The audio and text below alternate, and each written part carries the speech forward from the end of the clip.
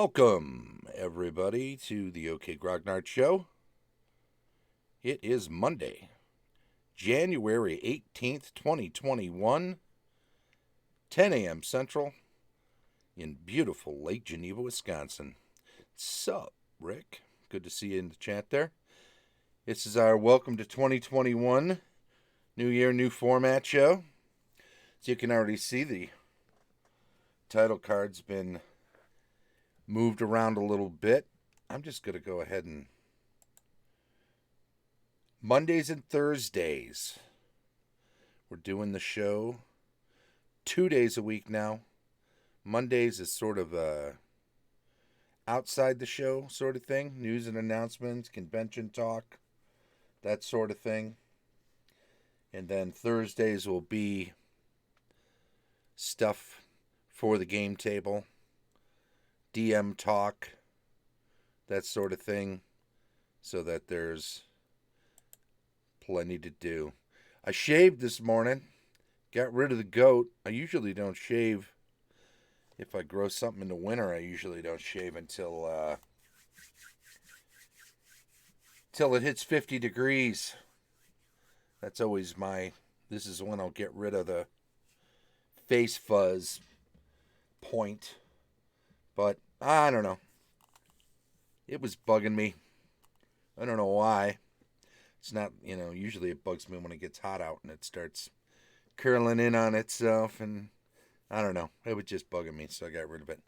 Plus, new show, I figured if I was going to do it, I should do it before I rebooted the OK Grognard show. OK Grognard. Well, look at that. Adventure Pack 1. Advanced Dungeons and Dragons. So I got a number of things that I picked up or were gifted to me over the holiday. I got a second edition Frostgrave, came out in late middle of last year. So I thought I'd pick it up. It's a medieval fantasy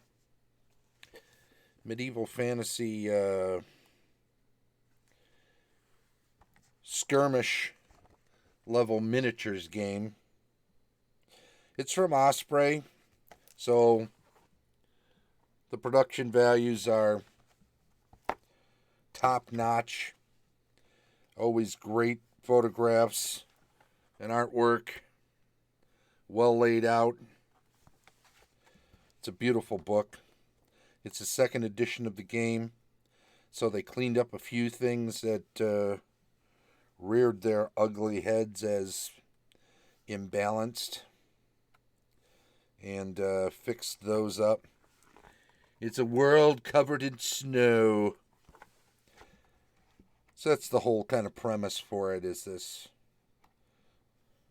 setting is a frozen tundra. There are miniatures that get sold specifically for Frostgrave from North Star Military Figures, but you can, as with almost all Osprey games, mix and match your minis to taste, as long as they're of the right scale. And most people play 28 millimeter, as long as they're based up the same as any other. Basically, you could take your D&D models and build a faction out of it. The whole idea is you have a wizard and you have an apprentice, and you have a band of fighting men with a leader type of the fighters, and that's basically your war band.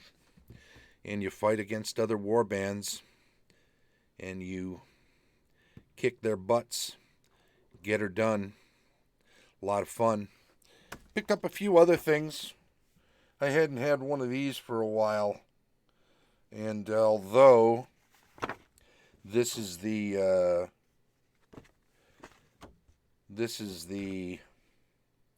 Monster and Treasure assortment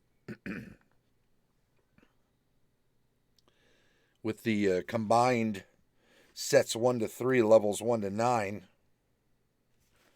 I just like this one better. Anyway, I just picked this up so I could do some rando treasures and random monsters from time to time when I'm running games and have it super old school. I thought about, I always love the Tramp Manticore. Some of the artwork in here is phenomenal, so it's worth having just for that. Nice dragon in there, right? Of course, the cover is a big snake with the thing, and there's an owlbear on the back fighting in the other room. Well, of course, my thief is already going through the treasure. I'm looking for stuff to help us in the fight. I'm not pocketing things. And there's all sorts of little incidental treasure and whatnot illustrations in here that I always thought were great. Umbra Hulk, Tomwam Dragon battle, right? Umbra Hulk, where's it at? Can I do it here? There it is. And I like these little treasure assortment images. I think they're really cool. Tomwam. And see, put a little face on the sword, too. That's just one of those little details that Tom is going to throw into his illustrations. The guy who's backstabbing with the magic sword. You can tell it's magic. It's glowing, right? He's glowing. You can see a little face on the actual sword. Hilarious.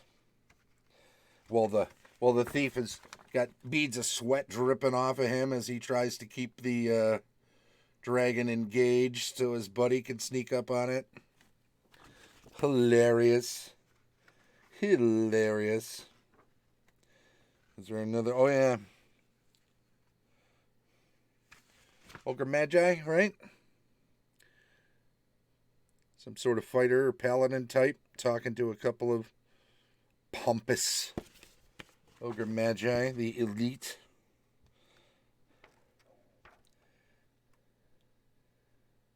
Little fighter. Anyway.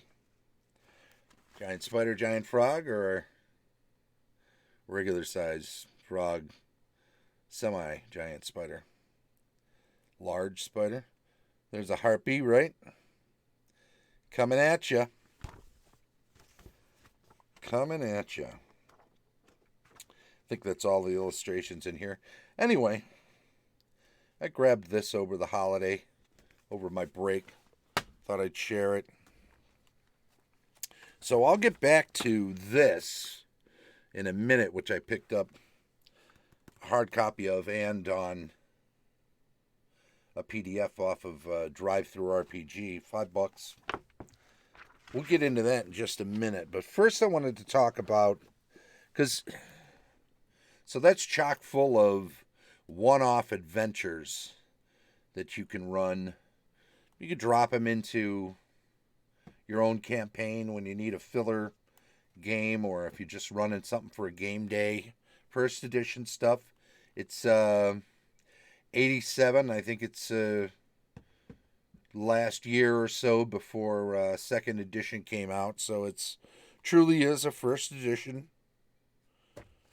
adventure module. But I want to talk about something else I'm thinking about. It's because I'm thinking about running one or two of those as part of Gary Con. We're getting set up with a Game of Divine Right, which I will run Thursday evening. I'll set up the event for Thursday evening. And I will run something of my own for Saturday evening, a first edition game, but of my own devising for Gary Con for Saturday evening. But I can't run a Civilization game like I would normally on Sunday. I like to get my 18 plus hours in as a GM. My own AD&D game, I like to run that for 6 hours. Divine Right can last that long, so I take a 6-hour slot for that. So too Civilization on Sunday.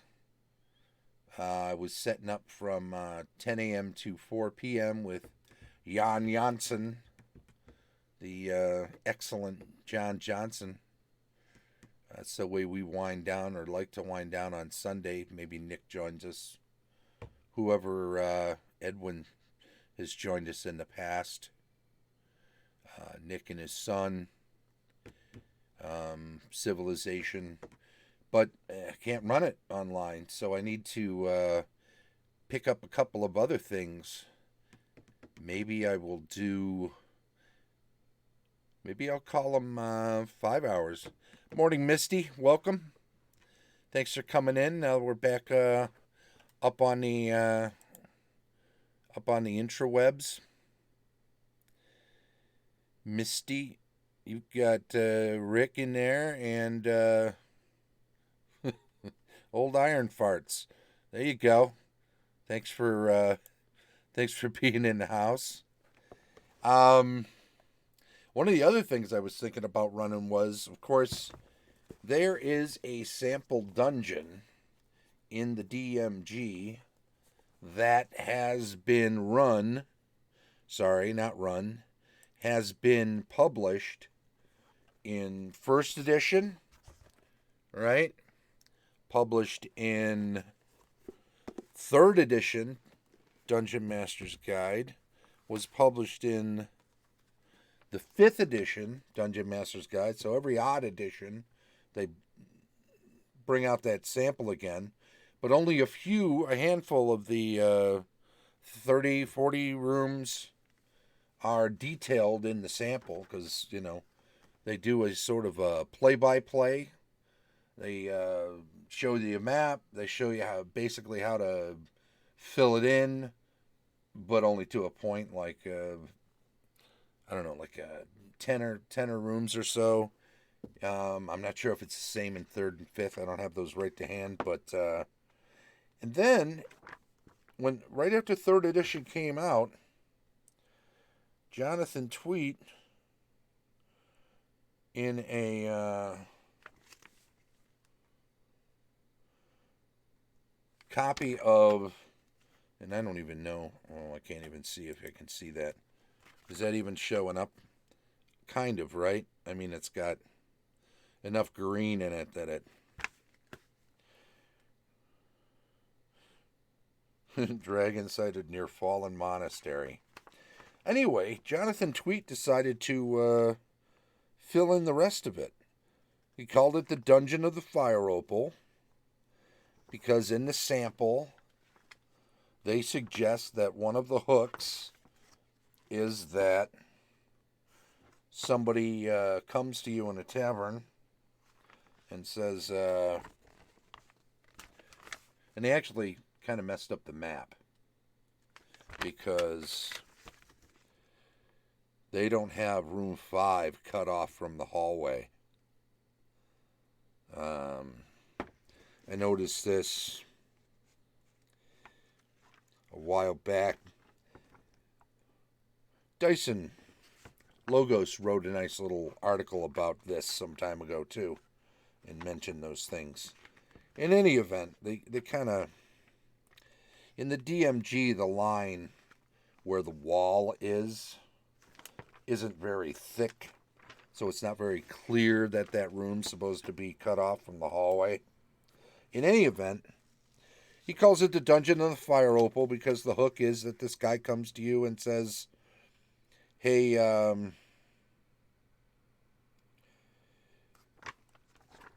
there's a supposedly a fire opal in this abandoned monastery's underground complex, and thanks, Iron Farts. I'm glad to be back too. And he's not strong enough to go and get it himself, so he's suggesting, "Hey, I'll let you know where this place is. If you go and you get it, let me have that. You keep whatever else you want to keep." Kind of tries to cut a deal with you. We had some discussion in an earlier show last year about that kind of a hook because there was also the idea that that he would then, because he's a thief, wait around outside the place, and then when you come out all battered and bruised from all the fighting that you'd have to do to fight through and get this thing, he'd knock you off and steal it rather than pay you whatever he said he was going to pay you. But I don't know. It's one of those, if you start doing that, like on your opening day as a DM, your players will never trust you again. So maybe hold off on the backstabbing NPCs until somewhere down the line. Let them trust a few people first before you give them a reason never to trust you again.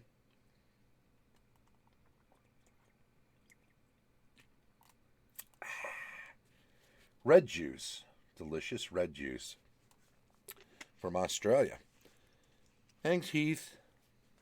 Not really. It's a bottle of water. It's an Australian cozy, though. Anywho, so I was thinking about that as a possible thing to run for Gary Con. But then I was also looking at this Adventure Pack 1, which has a dozen adventures in it. Let me see if I can pop up this other. Yeah, there we go. So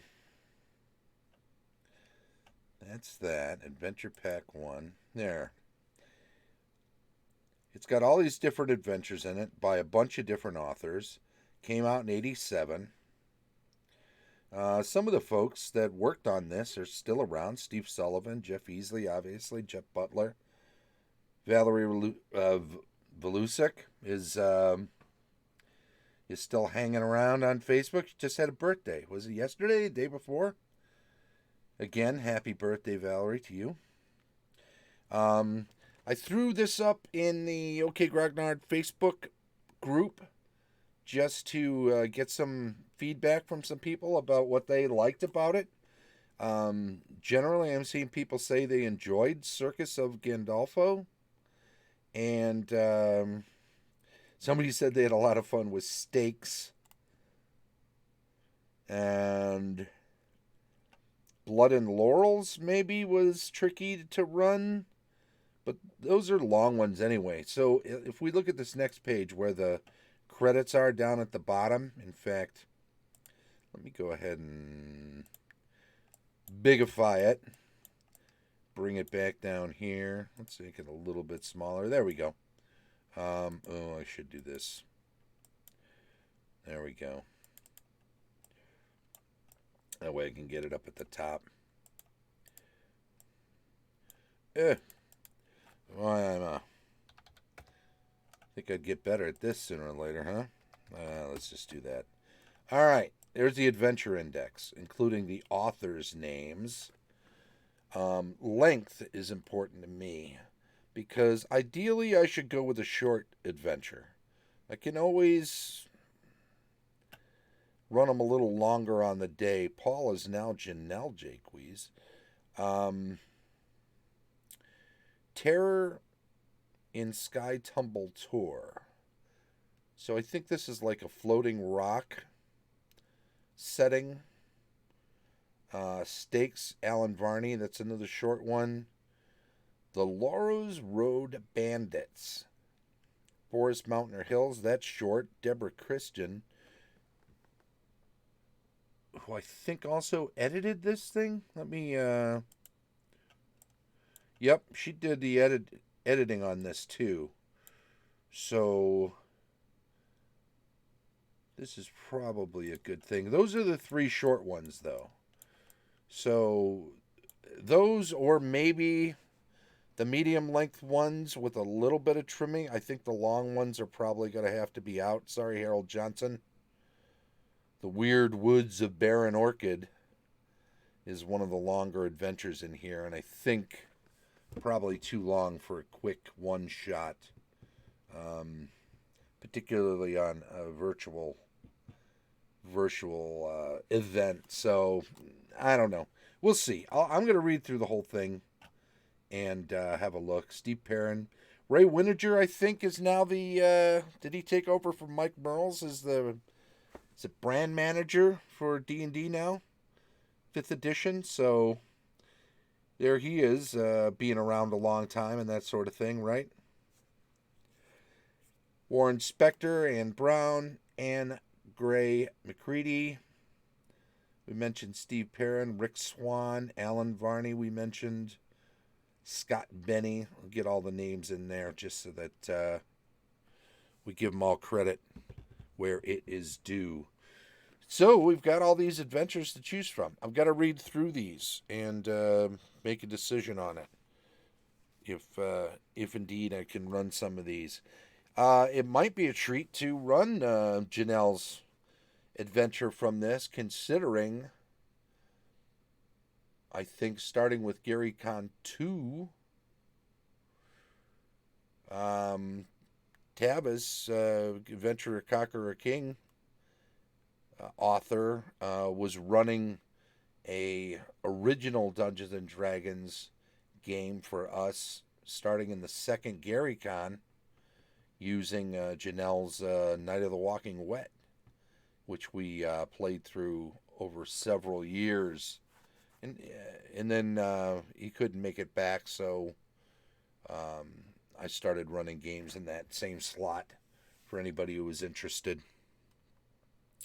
But a lot of fun running those. It might be a nice nod back to that, as well as to Janelle, who's still around, obviously, doing great work. I have to read them all. I have to read them all and figure it out. Maybe I can take some parts of several of them and combine them into a smash up, an Adventure Pack 1 smash up. Or maybe I'll figure out a couple of them that can be run as progressions, so I can use the same characters over several slots, 2 or 3 slots. I would think 3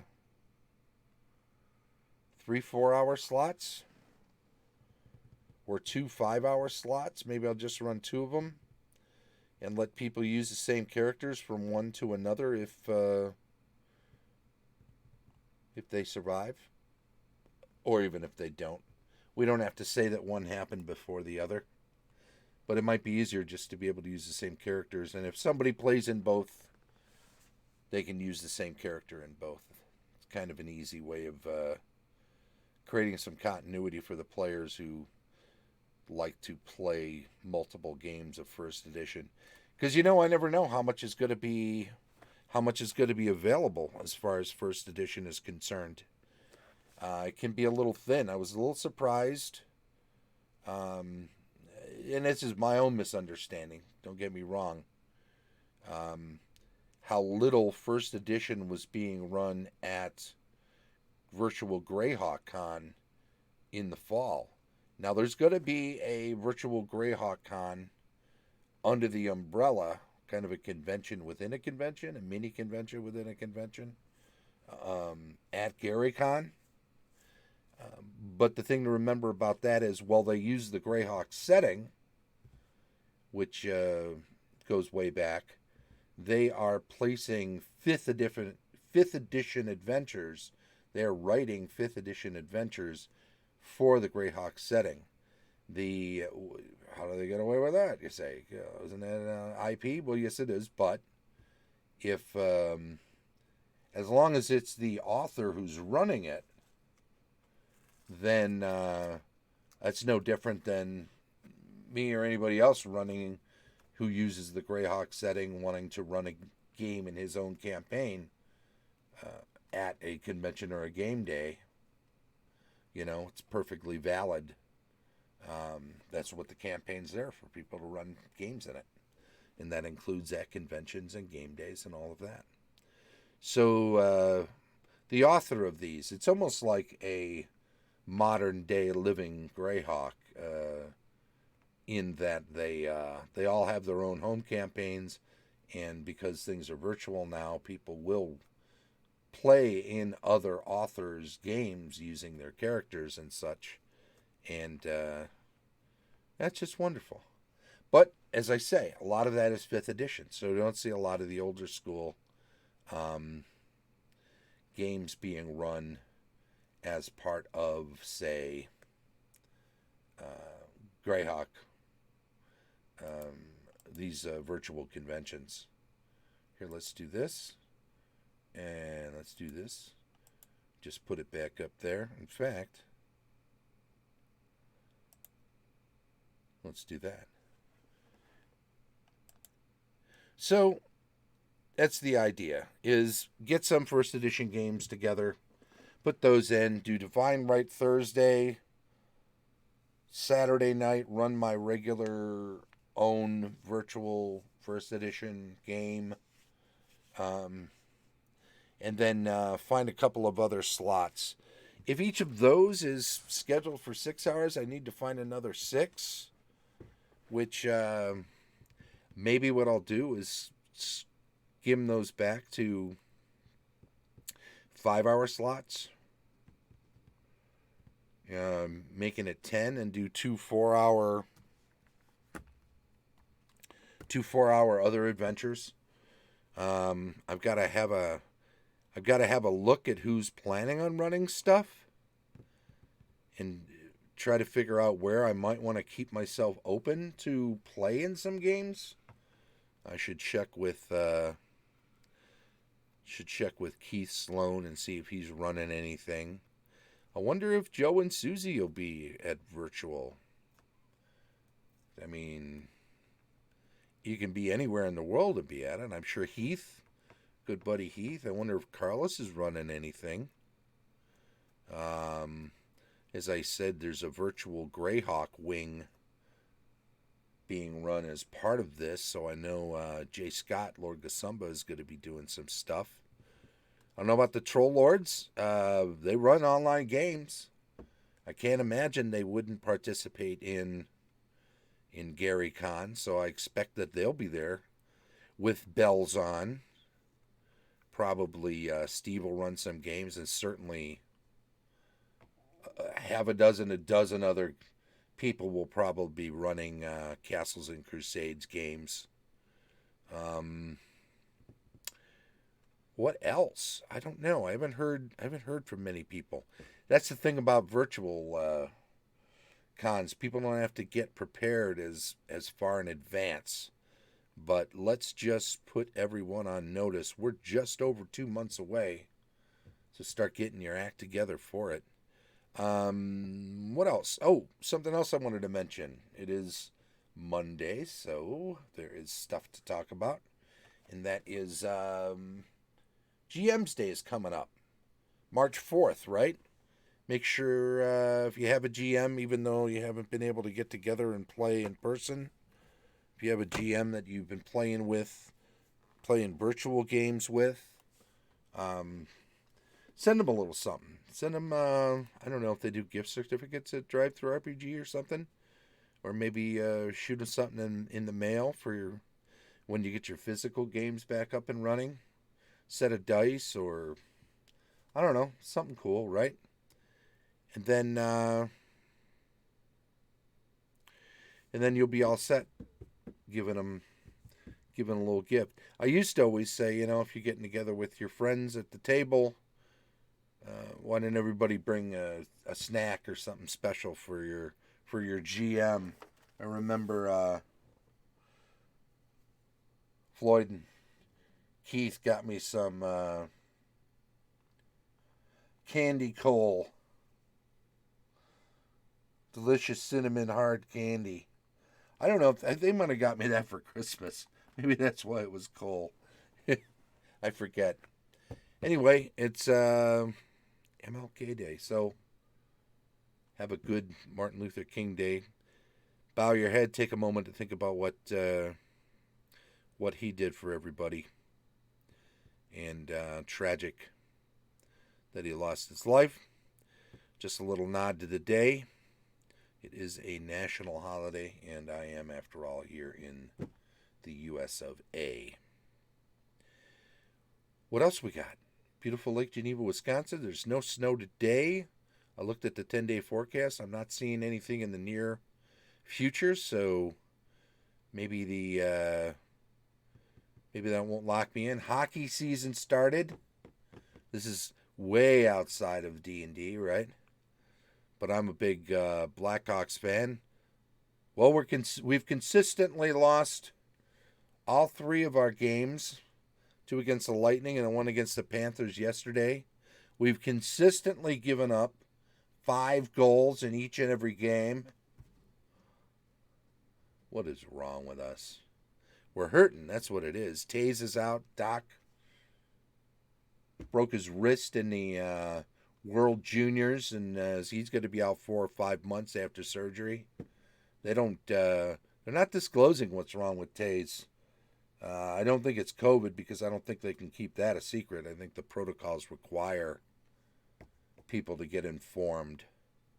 So it's got to be something else, and it's a shareable thing because it's obviously pretty serious for him to be missing so much time and to wanting to keep it secrets. It's a sad thing, whatever it is, and I'm sorry to hear it. We don't have Crawford again this year. He was picked up by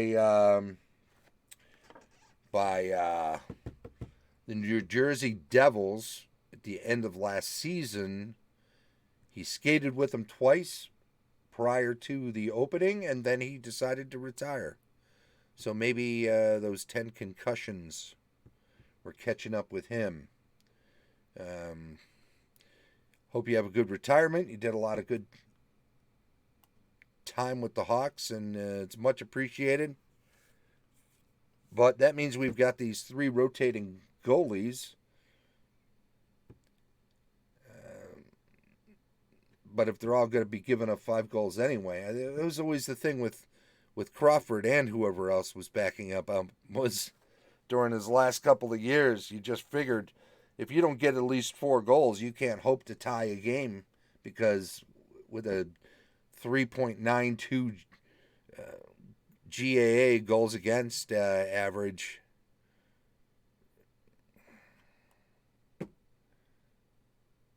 you got to get 4 goals, 5 goals to win games against when you're playing and your goalie's giving up that much all the time. Anyway, I'm rambling now. It's about time to sign off. So let me say this. Thank you, everybody who has come out today.